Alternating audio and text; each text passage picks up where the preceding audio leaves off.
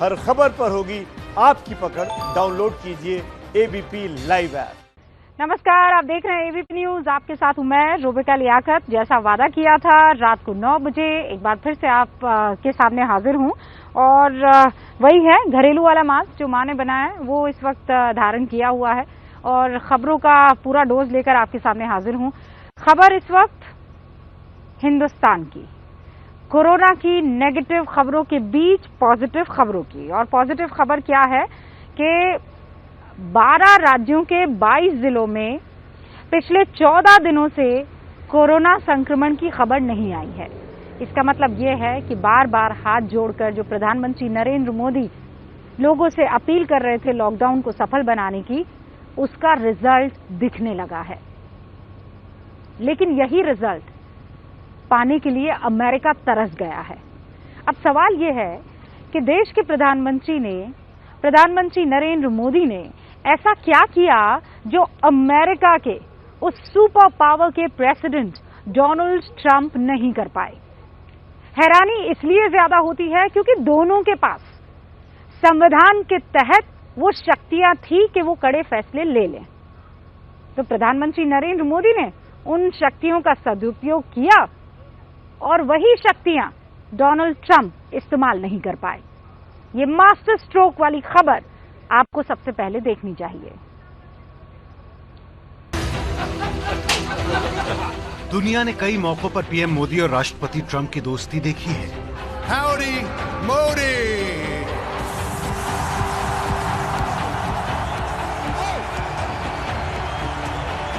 Good morning, Houston. America में मोदी के मंच पर ट्रंप को देखा। A great American president, Mr. Donald Trump. Namaste, my true friend, Prime Minister Modi. Bharat में मोदी के मंच पर ट्रंप को देखा। America loves India. America respects India. Modi और ट्रंप दोनों दुनिया के बड़े देशों के शासन प्रमुख हैं। दोनों की राजनीतिक विचारधारा में राष्ट्र सर्वोपरि है। जब बात देश की होती है तो हमारे लिए देश प्रथम, पार्टी उसके बाद में। As President of the United States, I will always put America first.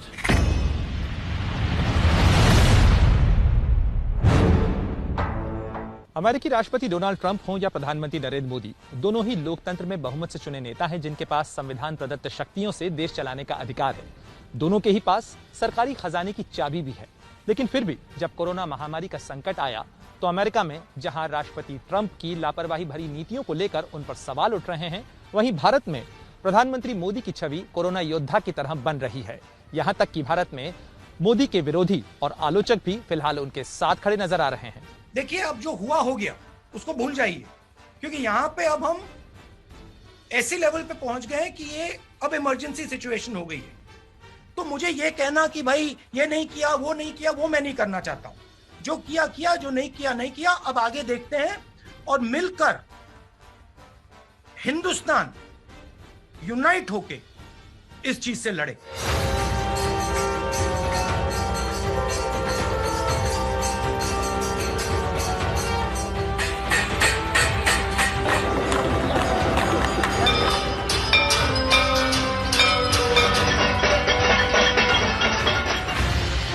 Modi के साथ खड़ी हुई देश की जनता।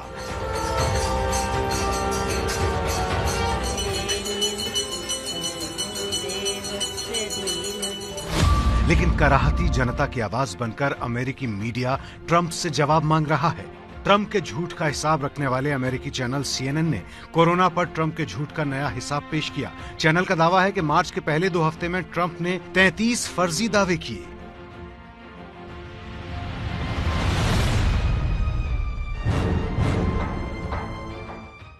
सवा सौ करोड़ से ज्यादा की आबादी और कमजोर स्वास्थ्य सुविधाओं के बावजूद कोरोना महामारी के इस संकट में पीड़ित मुल्कों की अंतर्राष्ट्रीय सूची में भारत 18वें नंबर पर है, जबकि अमेरिका, इटली, स्पेन, चीन और जर्मनी जैसे कई बड़े मुल्क भारत से ज्यादा ऊपर हैं। इतना ही नहीं, यदि कोरोना पीड़ित लोगों की मौत का आंकड़ा देखें तो अमेरिका पहले नंबर पर है, जबकि भारत 20वें पायदान पर है। इतना ही नहीं, यदि तबलीगी जमात और मरकज जैसे मामले न हुए होते तो शायद भारत की स्थिति इससे कहीं ज्यादा बेहतर हो सकती थी। प्रधानमंत्री मोदी को जरूर, अगर हम और आगे सक्सेसफुल रहे तो सारी दुनिया इस बात को एक्नॉलेज करेगी कि भारत ने टाइम रहते एक रणनीति अपनाई जो सक्सेसफुल रही, और उसका ज्यादातर श्रेय प्रधानमंत्री मोदी और भारत की जनता को जाता है। अमेरिका में मरते लोगों को 2 गज जमीन भी मुश्किल से मयस्सर है। ट्रंप बहानों में कोरोना का इलाज ढूंढ रहे हैं। कभी कहते हैं चीन की लैब में बना होगा कोरोना वायरस, कभी चीन WHO की साजिश कहते हैं इसे, China centric. और कभी 4 साल पहले व्हाइट हाउस से विदा हो चुके बराक ओबामा की सरकार को हालात के लिए जिम्मेदार ठहराते हैं। Had the WHO done its job to get medical experts into China to objectively assess the situation on the ground and to call out China's lack of transparency, the outbreak could have been contained at its source with very little death, and certainly very little death by comparison. This would have saved thousands of lives and avoided worldwide economic damage. Instead, the WHO willingly took China's assurances to face value, and they took it just at face value, and defended the actions of the Chinese government, even praising China.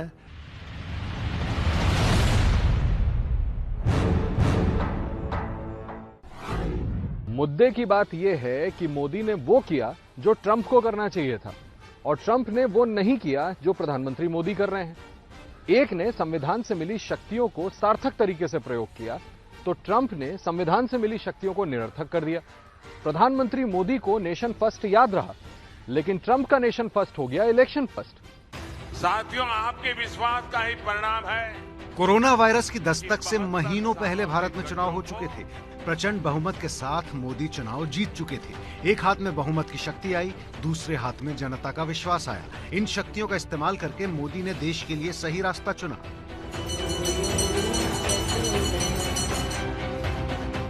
ये लंबी लड़ाई है, न थकना है न हारना है, लंबी लड़ाई के बावजूद भी जीतना है। ट्रंप चुनाव की मोहमाया में फंसे हैं। कुछ महीने में अमेरिका में चुनाव होने हैं। कोरोना का खतरा जब अमेरिका के सिर पर मंडरा रहा था, तब भी ट्रंप राजनीतिक गतिविधियां रोकने के पक्ष में नहीं थे, लेकिन हालात ऐसे बने कि चुनाव को पीछे छोड़ना पड़ा। लेकिन तब तक बहुत देर हो चुकी थी। इलेक्शन ईयर था और प्रेसिडेंट ट्रंप नहीं चाहते थे कि जो फाइनेंशियल एक्टिविटी है या उसमें कोई बाधा पड़े या उसमें रोक लगे। वो चाहते थे कि इकोनॉमिक एक्टिविटी जो है वो चलती रहे मुल्क की और उसमें रुकावट नहीं। तो इस कारणवश भी बहुत ज़्यादा फैल गया।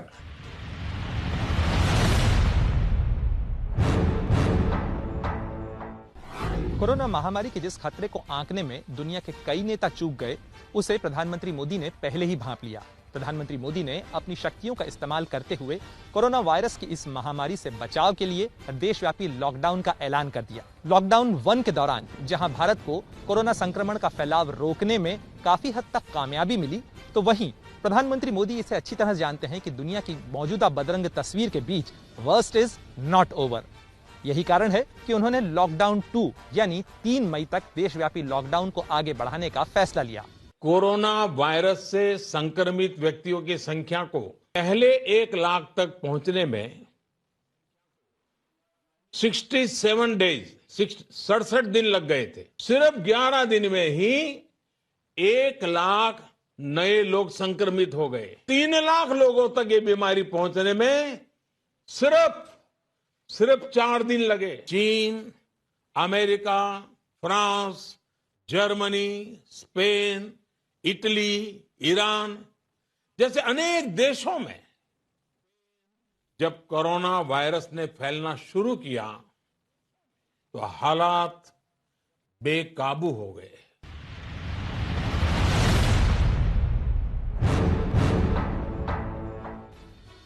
देश में लॉकडाउन के 25 दिन हो चुके हैं। बार बार हाथ जोड़कर घर में रहने की अपील करने वाले पीएम मोदी की अपील का असर दिखने लगा है। कोरोना वायरस से जंग जीतता दिख रहा है भारत। स्वास्थ्य मंत्रालय के आंकड़े कहते हैं कि नए मामलों में 40% की गिरावट आई है। 27 जिले ऐसे हैं जहां 14 दिन में कोरोना का कोई नया मामला सामने नहीं आया है। हालांकि महाराष्ट्र और मध्य प्रदेश में खतरा दिनों दिन बढ़ रहा है। महाभारत का युद्ध 18 दिन में जीता गया था। आज कोरोना के खिलाफ जो युद्ध पूरा देश लड़ रहा है, उसमें 21 दिन लगने वाले हैं। हमारा प्रयास है इसे 21 दिन में जीत लिया जाए। दरअसल ट्रंप कभी मान नहीं पाए कि अमेरिका कोरोना के बारूद पर बैठा है। जिस अमेरिका ने अपने नागरिकों की मौत का बदला लेने के लिए उसामा बिन लादेन, बगदादी जैसे आतंकियों को जमींदोज कर दिया, वो अमेरिका आज 35,000 नागरिकों की मौत पर सिर्फ अफसोस करता है। उनका काम करने का जो तरीका है वो बड़ा अलग है।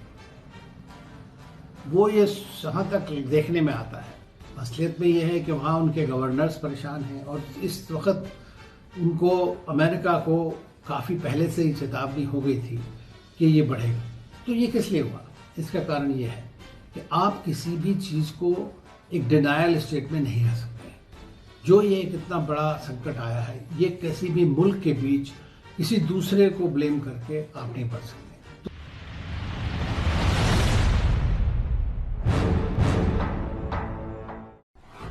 ट्रंप की बेताबी तो देखिए, करीब 7 लाख केस और 35,000 मौतों के बाद ओपनिंग अप अमेरिका अगेन नाम का एक्शन प्लान पेश किया है।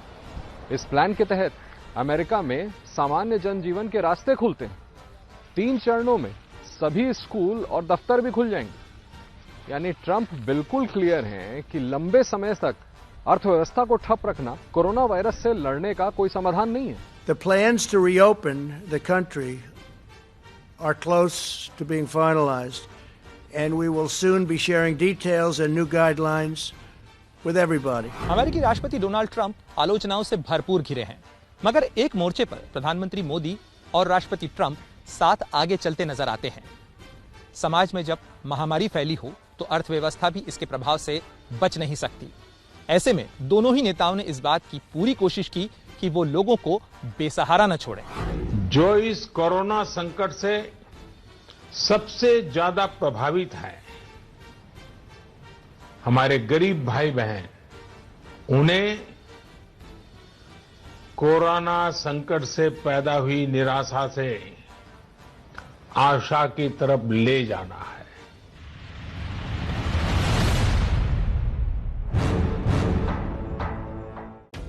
मोदी ने गरीब को खाना खिलाने से लेकर इंडस्ट्री तक को सहारा देने के लिए देश की तिजोरी खोल दी। सबसे पहले 1,70,000 करोड़ रुपए का आर्थिक पैकेज दिया, दूसरी किस्त में 15,000 करोड़ का पैकेज दिया और तीसरी किस्त में 1 लाख करोड़ का बूस्टर पैकेज का ऐलान हुआ। जरूरतमंदों को खाना भी मिल रहा है। खाते में 3 महीने तक 500-500 रुपए भी जाएंगे। is expected to post a sharp turnaround and resume its pre-COVID, pre-slowdown trajectory by growing at 7.4% in 2021-22. Trump यहां मोदी के आसपास दिखते हैं।